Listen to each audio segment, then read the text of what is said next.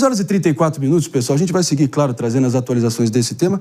Não sem antes partir para Brasília agora com o nosso repórter Bruno Pinheiro, ao vivaço aqui no Morning Show, onde o julgamento sobre a tentativa do golpe de Estado segue em curso no STF, segue dando o que falar. E ontem, em depoimento, pessoal, o general Marco Antônio Freire Gomes, ex-comandante do Exército, foi confrontado sobre ter mentido para a polícia ou no próprio depoimento. E hoje é dia de julgamento dos réus acusados de integrar o Núcleo 3, que seriam os responsáveis por ações táticas da tentativa de golpe frustrado, né? E aí, Bruno, muito bom dia, obrigado pela presença. O que a gente deve esperar para o dia de hoje? Dá uma bela de uma situada aqui para a nossa audiência, em que pé estamos nesse enredo todo. Bom dia. Explico sim, André. Ótimo dia também a você, a quem nos acompanha aqui na Jovem Pan. Esse julgamento iniciou, era por volta de 9h40 da manhã. 11 homens, tanto da reserva quanto da ativa das Forças Armadas e um agente da Polícia Federal. Esse núcleo, de acordo com essa investigação, acabaram compartilhando informações. Eles faziam uma espécie de uma cobrança para os comandantes para, de fato, eles darem essa ajuda, um apoio para uma suposta tentativa de golpe de Estado, o que resultou em esses eventos do 8 de janeiro, que acaba se tornando esse inquérito aqui no Supremo Tribunal Federal. 21 acusados já se tornaram réus, então hoje 11 militares e mais um agente da Polícia Federal que também está sendo julgado para tornar réu. A gente tem imagens, inclusive, dos advogados que chegaram aqui no Supremo Tribunal Federal em uma rápida conversa e já acompanhando essas sustentações iniciais durante 15 minutos, os advogados estão numa tentativa de afastar, então, essas acusações sobre as informações que foram compartilhadas, sobre aquela minuta de golpe de Estado, sobre as acusações contra o Supremo Tribunal Federal e também acusações contra o ministro Alexandre de Moraes. Inicialmente teve a fala do relator, do ministro Alexandre de Moraes, veio a fala do Procurador-Geral da República e agora os advogados recebendo 15 minutos para realizarem as suas sustentações. Essas audiências vão acontecer hoje de manhã, após o almoço também e, se necessário, amanhã na quarta-feira, a última sessão para finalizar este julgamento. Repito que 21 já se tornaram réus, entre eles alguns ex-ministros, alguns militares da reserva e Jair Bolsonaro, que foi julgado no núcleo 1 de todo esse esquema que investiga, então apura de fato essa suposta tentativa de golpe de Estado. A gente continua de olho sobre esses advogados que estão realizando as suas sustentações numa linha de defesa de afastar essas acusações, alegando que os seus os seus clientes, na verdade, nunca tiveram interesse em ter uma tentativa de golpe de Estado e que nunca armaram nada do que vem sendo acusado pelo Supremo Tribunal Federal e pela Procuradoria-Geral da República. André. É isso aí, Bruno. Obrigado demais pela presença, as atualizações, esclarecimentos. Voltamos com você ao longo da programação. Obrigado. Doutora Priscila Silveira, me ajuda a entender aqui. Ficou claro aqui que, a partir das audiências conduzidas ontem, com acesso restrito ali à imprensa, sem poder filmar qualquer coisa, mas as manchetes não restaram dúvidas que talvez o auge de tudo que foi posto foi esse momento ali de altíssima temperatura e pressão, quando o ministro relator Alexandre de Moraes, contrariando, ou pelo menos tentando colocar em contradição os depoimentos na Polícia Federal e também ali, daquele momento, no STF, pelo general Freire Gomes. E aí, sua leitura do que pode acabar resultando desse ponto de contenção? Sim, na verdade, ele questionou, Marinho, porque na Polícia Federal ele havia dito que, na verdade, negou ali, né, de alguma forma, conhecimento a respeito do decreto de estado de sítio. E aí, na fase aí procedimental, ou seja, na instrução, durante a colheita desses depoimentos, ele disse que realmente foi dirigido a ele esse decreto de estado de sítio e que, na verdade, ali, o que ele deixou a entender?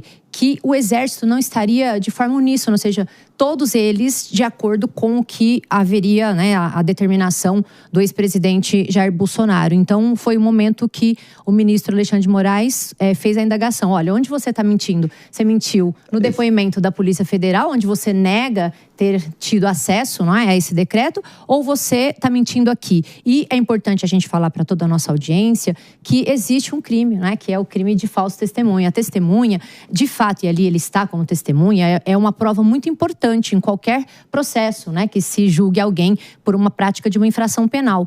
Ela não é a prova mais importante, mas quando se desdobram de outras provas, ela tem um cunho muito relevante. E aí, por que ele foi indagado? Porque se ele estivesse, ou está, né, ou estiver mentindo, de fato ele pode ser processado pelo crime do artigo 342 do Código Penal, Marinho, que é o crime de falso testemunho. E provavelmente ali, como foi contrário, tanto na polícia quanto no processo, de fato, o ministro, na verdade, deixou diretamente colocado que ele estaria mentindo, né? Porque ele falou, durante o crivo ali do falso testemunho, que ele teve acesso, mas que eles discordaram da forma como a dinâmica deveria acontecer nos moldes que teriam sido estabelecidos. Porque são 11 militares e um policial federal. E o policial federal, Vladimir Soares, ele, em áudios que inclusive foram vazados pelo Supremo Tribunal Federal, fala sobre essa questão de que, olha, o representante do Exército, né, ele sabia sobre o plano, mas não endossou, ou seja, não quis participar. E isso também atenuou contra o militar. Então, por isso que todo esse interrogatório foi embasado nesse áudio do Vladimir, e aí ele dizendo que no primeiro momento não sabia e depois admitindo que realmente teve contato com esse plano. Tem um ponto muito importante, porque pelo relatório da Polícia Federal, o general Freire Gomes, ao ser abordado ou pressionado pelo então presidente Jair Bolsonaro a aderir ao plano do golpe, teria dito, segundo a Polícia Federal, que caso o presidente Bolsonaro insistisse naquele caminho que não tinha respaldo jurídico, ele, general Freire Gomes, se veria obrigado a dar voz de prisão ao presidente. O general negou que isso tenha acontecido em depoimento no Supremo Tribunal Federal. Isso não é um detalhe pequeno, isso é uma questão muito fundamental. Importante. A gente está falando se o general ameaçou ou não o presidente de voz de prisão. Até porque, um ponto importante, na construção da peça de investigação pela Polícia Federal e na denúncia feita pela Procuradoria-Geral da República, o ponto de por que a tentativa de golpe não foi à frente seria exatamente em função da resistência do general Freire Gomes e também do brigadeiro Almirante Garnier dos Santos. Então, esses depoimentos são muito importantes. E aí vale dizer, apesar de ter negado esta fala de um eventual ordenamento de voz de prisão ao presidente, o que seria uma cena extremamente impressionante, coisa de filme, né? O general confirmou diversos outros pontos que fazem parte da investigação. Por exemplo, o fato de ter sido pressionado em função de não aderir ao plano da minuta golpista. Inclusive, pressionado por meio de sua família, de ter familiares xingados, familiares ali pressionados por outros militares para que ele fosse levado a aderir ao plano apresentado pelo presidente Jair Bolsonaro. Ou seja, nós estamos falando, sim, de situações gravíssimas que falam sobre as pressões que, inclusive, a professora pode até complementar essas informações, mas até você pressionar militares a irem contra a legislação é crime também, né, professora? Sim. Eles têm o dever legal, né? Então, na verdade, como que a gente fala? Estrito cumprimento do dever legal.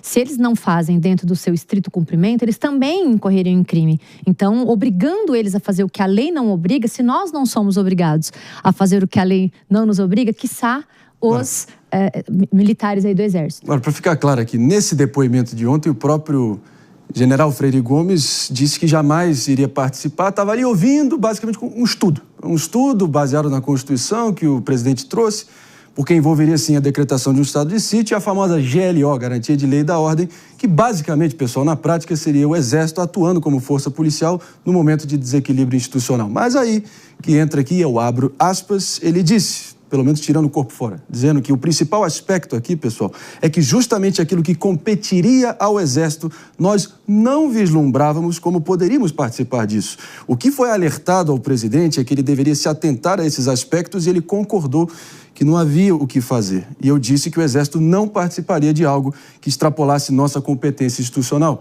basicamente minimizando o que o presidente haveria aventado com ele. Então, basicamente, os termos que ele colocou, Aninha, foi como se fosse tipo assim, estamos aqui considerando hipótese somente, mas que jamais foi seriamente cogitado ir adiante na prática. Tudo são formas de se comunicar, né, André? É a forma como você coloca as suas palavras. Mas brincadeiras à parte, eu tô com um mano de que a forma de se comunicar nesse caso específico é de extrema relevância. Porque vai ser essencial na tomada de uma decisão pelo Supremo Tribunal Federal, tal como foi para a decisão de abertura de uma ação penal, né? Os relatórios todos colocam este ponto específico de forma expressa como um dos principais fundamentos para o acolhimento da denúncia. Portanto, muito embora a gente esteja aqui brincando de formas de se comunicar, é essencial saber exatamente o que foi colocado, quais os termos em que isso foi colocado a todos os que estão envolvidos, para que se consiga trazer um julgamento justo e um julgamento que seja feito com base naquilo que efetivamente aconteceu e não só em ilações ou hipóteses. E aí tem um ponto que, na prática, do que é que a gente está falando? Que, aparentemente, o general Freire Gomes minimizou a situação para o ex-presidente Jair Bolsonaro, dizendo, não, eram estudos, ele não foi tão incisivo assim, ele só estava pensando, será que podemos dar um golpe? Ah, não pode, é contra a lei, então tudo bem, eu não vou dar. Então, ele ameniza a situação do ex-presidente Jair Bolsonaro, mas, por exemplo, ao confirmar que ele foi, sim, pressionado por militares, que sua família sofreu pressões, ele está confirmando outras acusações que fazem parte do inquérito que complicam, por exemplo, a situação do general Braga Neto, que tem aquela mensagem onde ele diz que é preciso ir para cima do general Freire Gomes e pressionar, porque ele seria um traidor da pátria. Tem aquelas mensagens trocadas por WhatsApp pelo general Braga Neto, ou seja, isso aumentaria aí, né? A gente está dizendo que tem o comandante do Exército dizendo, de fato, eu fui pressionado. Então, o crime aí, em função de pressionar o comandante do Exército, acaba ficando mais forte com esse depoimento do general. É isso aí. E claro, todas as atualizações, desdobramentos, aqui na grade de programação da nossa Jovem Pan, para você ficar bem informado, aqui em cima do lance, sobre como o futuro desses 36 réus envolvidos, pelo menos nesse alto escalão, como é que isso vai seguir adiante. Claro, todos os olhos voltados e o Supremo Tribunal Federal virando o palco central desse acerto de contas da história recente brasileira. Veremos como que isso vai terminar. E aumenta a expectativa a respeito do depoimento do almirante Almir Garnier, que também estava nessa reunião. Então, ele vai corroborar o depoimento do general Freire Gomes ou vai trazer outros elementos que podem tensionar esses pontos todos que estão sendo trazidos. Vai ser muito importante acompanhar esse depoimento. É uma situação dramática. Claro que os críticos dizendo que ganha contornos de inquisição, como se os réus fossem ali quase que, enfim, torturados ou levados a realmente confirmarem as hipóteses pré-definidas pelos julgadores. A ver, tem muitas... Claro, é uma situação de altíssima temperatura e pressão, como a gente costuma dizer, e o resultado, enfim, só Deus sabe. E a gente vai trazer aqui, naturalmente, na medida que ele for se apresentando.